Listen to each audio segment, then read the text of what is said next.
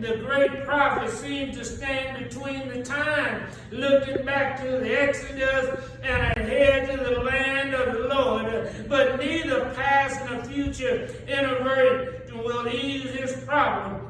He longs for display of God's power in his present circumstances. But we have the same expectation today. We sometimes expect God to display his hand to prove to us that he is working in our situation. All right. Let us be reminded of Gideon, who put out a fleece and asked God to prove that he would use him to save Israel. You ain't got to ask God nothing. If God chose you, God gonna do what he want to do with you. All we right. just want God to prove that he's aware of working on our behalf. After posing the question to God, listen to what the prophet declared. He said, after he asked God all these questions, he said, I will stand upon my watch and set me upon the tower, and I will watch to see what he will say unto me, and I shall answer when I am reproved. Can I just tell you that sometimes we need to just sit back and let God do what God wants to do? Habakkuk, God came to his senses.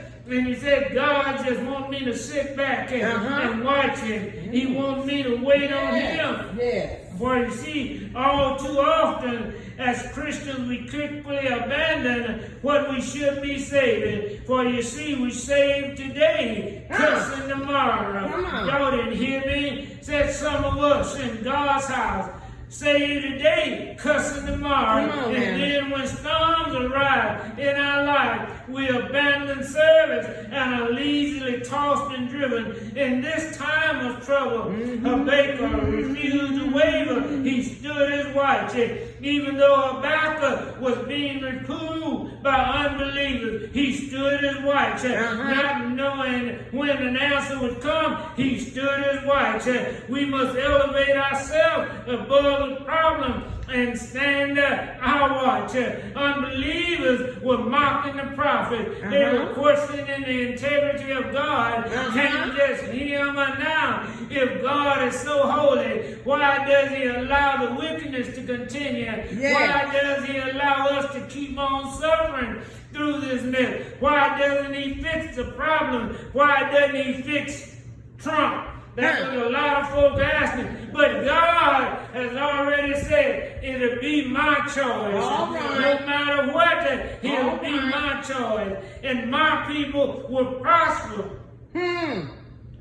But why won't God do it? That's what we say. Why won't he do this or that? But you see, the prophet had to remove himself from the situation. He set himself upon the tower. Every now and again, we got to move ourselves out of the problem. See, the problem may be us. Yes, Lord. I'm going to leave that alone. Yes, Lord. It is only when we remove ourselves from the problem that we can take a different perspective. All right. Oftentimes, we become so overwhelmed by our problem that we cannot see God working. We can look down on our problems and they do not look as bad. We need to learn how to simply change our perspective. Habakkuk shows confidence in waiting on God to respond with an answer. In his trust, we will find him praying, watching, writing, and waiting for God's instruction. This process would challenge him to move beyond his limited understanding. And that's what God does for us. He moves us to where he wants us to go.